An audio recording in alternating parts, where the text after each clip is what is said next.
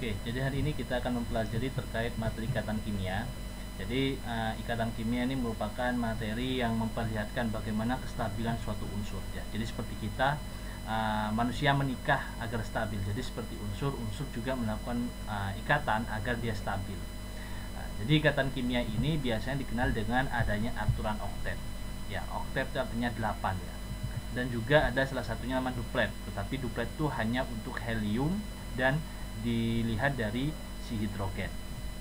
Duplet itu artinya 2. Nah, sedangkan di sini nanti ada dari ikatan tersebut akan bentuk-bentuk molekul. Nah, sebenarnya konsepnya nanti ikatan kimia terdiri dari 3 hal: ion, logam, dan kovalen. Nah, untuk membedakannya paling gampangnya adalah dilihat dari unsur penyusunnya. Jadi kalau ion itu adalah logam dengan non logam. Nah, jadi untuk belajar ikatan kimia harus tahu mana logam, mana non logam. Ya, sedangkan kalau ikatan logam ya udah berarti di situ terdiri dari unsur logam dan logam. Jadi semuanya logam. Tetapi kalau misalnya kovalen berarti di situ non logam dengan non logam.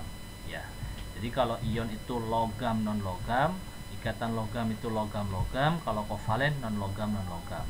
Ciri-ciri dari ikatan ion akan membentuk senyawa ion atau kita kenal dengan kation dan anion. Nah, sedangkan kalau ikatan logam nanti terkenal dengan istilah lautan elektron karena dia kaya dengan elektron. Kalau kovalen kita kenal dengan di sini bentuk polar dan non polar. Ya, jadi hanya kovalen nanti bisa menjelaskan kenapa suatu senyawa itu tidak larut. Nah, biasanya kalau misalnya di dalam fisika dilihat dari massa jenisnya, kenapa kok tidak bisa larut, kenapa dia di atas seperti minyak dengan air. Tetapi dengan kimia dilihat dari sudut pandang kovalen, polar ataupun non polarnya. Itu. Kemudian di sini dari ikatan kovalen terdiri dari 4 jenis ikatan. Dari 4 ikatan ini intinya bagaimana caranya suatu ikatan kimia, suatu unsur itu akan menjadi oktet. Jadi di sini ada istilah tunggal, rangkap 2, rangkap 3, dan koordinasi. Nah, mungkin silahkan kalian kalau salah satu dari kalian bisa memberikan contoh mana contoh dari salah satu dari sifat dari ikatan kovalen. Oke, bagaimana atom itu yang stabil? Jadi atom stabil cenderung tidak berubah. Berarti atom tersebut dapat berdiri sendiri tanpa harus bergabung dengan atom lain. Contohnya adalah golongan 8A. Oleh karena itu golongan 8A biasanya dikenal dengan gas helium. Ya, tetapi bukan berarti ternyata ada beberapa senyawa meskipun golongan 8A itu stabil, ternyata dia bisa membentuk ikatan dengan senyawa lain dengan melakukan hibridisasi. Hibridisasi itu artinya pembukaan membuka subkulit. Nah, membuka subkulit biasanya dalam subkulit SPD. Ya, silahkan siapa yang bisa memberi contoh bagaimana sih contoh dari unsur gas mulia yang berikatan dengan unsur lain. Itu ada. Oke, mengapa gas mulia stabil? Nah, dilihat dari konfigurasi elektron ya. Kembali lagi ke konfigurasi elektron. Secara konfigurasinya gas mulia itu pasti diakhiri oleh subkulit yang terisi 8. Ya, berarti di situ biasanya misal helium berarti 2. Nah, helium itu berarti di situ mengandung sistem duplet. Sedangkan yang lainnya pasti 8. Contoh neon 10 berarti 2,8. Contoh 18 ya. Ya, berarti di situ argon 18. Nah, itu dia pasti terkonfigurasi secara sempurna. Bagaimana atom-atom yang lain dapat menyesuaikan susunan elektronnya seperti gas mulia? Nah, maka dengan adanya elektron, kemarin saya sudah menjelaskan di part video kedua, elektronlah yang bisa keluar masuk. Nah, dikarenakan adanya bisa keluar bisa masuk sehingga elektron tersebut menyesuaikan.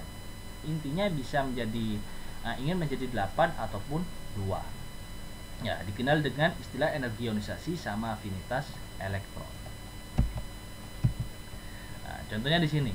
Natrium ya, jadi natrium itu konfigurasinya 281. Nah, dia akan stabil jika di sini satunya keluar sehingga menjadi 28, sehingga mengakibatkan apa? Satu elektron akan keluar terlepas sehingga konsekuensinya nanti menjadi Na+. Ya, oleh karena itu alasan kenapa sih kok natrium nggak bisa 2+? Nah, dia tidak akan stabil. Kalau 2+ maka di sini menjadi 2,7. Ya, 2 elektron keluar kan? Kalau 1 elektron keluar berarti 2,8. sehingga di sini ini Na plus dan Cl min ini merupakan contoh dari ionik ya. Na adalah golongan logam, sedangkan Cl min adalah non logam ya. Jadi untuk belajar ikatan kimia harus tahu mana logam mana non logam. Kemarin saya sudah memberikan batasan ya.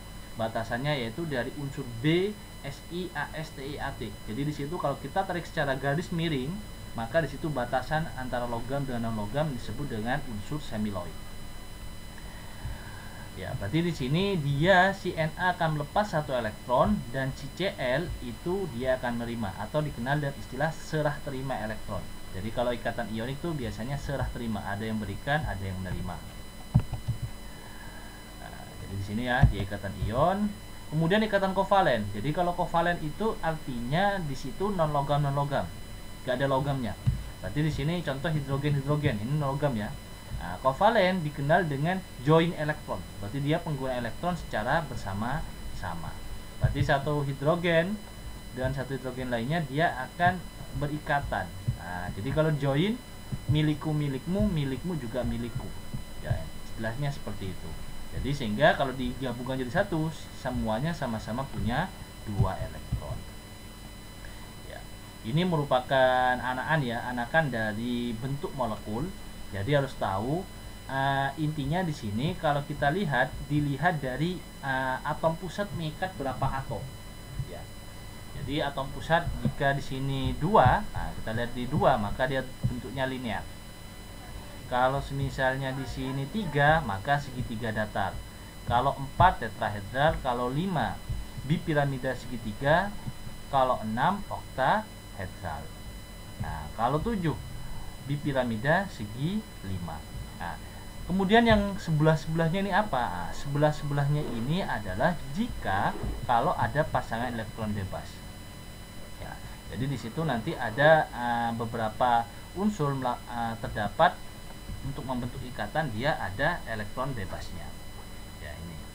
Mungkin nanti karena ini sangat kompleks, saya akan jelaskan di pertemuan online tatap muka ya. Jadi silahkan kalian siapkan pertanyaan untuk ikatan kimia ini ya. Saya akan jelaskan lebih detail nanti di pertemuan tatap muka karena ini sangat kompleks ya. Jadi kalau dalam pelajaran ini biasanya saya membutuhkan 2 pertemuan ya kalau misalnya di level SMA ya. Oke. Kemudian ikatan logam. Jadi ikatan logam ini sangat simpel ya. Jadi ikatan logam itu ikatan yang menggunakan elektron valensinya ya. Kenapa? Logam itu kaya dengan elektron. Ya, biasanya logam kalau dalam konfigurasi kuantum dia diikuti dengan subkulit D, di mana subkulit D itu adalah kaya dengan elektron. Ya, jadi pembentukan ikatan logam itu biasanya dia menggunakan lautan atau awan elektron. Ya. Nah, jadi di sini ini merupakan contoh ikatan logam. Jadi ikatan logam tidak mempunyai arah, akibatnya ikatan tidak rusak ketika logam ditempa. Ya, maksudnya di sini dia itu logam karena semuanya negatif ya. Jadi elektron kan negatif sehingga di situ dia terkumpul. Jadi kalau misal ada hempaan, maka di situ gerakannya searah ya. Jadi dia kanan kirinya tuh sama. Ya, tidak ada dampak dari positif ya karena lautan elektron. Oke, itu. Nah, dengan adanya lautan elektron inilah mengakibatkan logam itu konduktor. Ya, konduktor berarti di situ dia bisa menyerap penghantar kalor yang baik dan menghantarkan listrik yang baik. Nah, dengan adanya elektron. Jadi elektron ini sebagai transportnya. Jadi kalau ada listrik di sini, maka listrik itu mengalir ya dari ujung satu ke lainnya ataupun panas dari ujung satu ke lainnya melalui transport elektron ini. Dia bergetarnya ke ujung yang lain. Itu ya, sekian dari materi ini.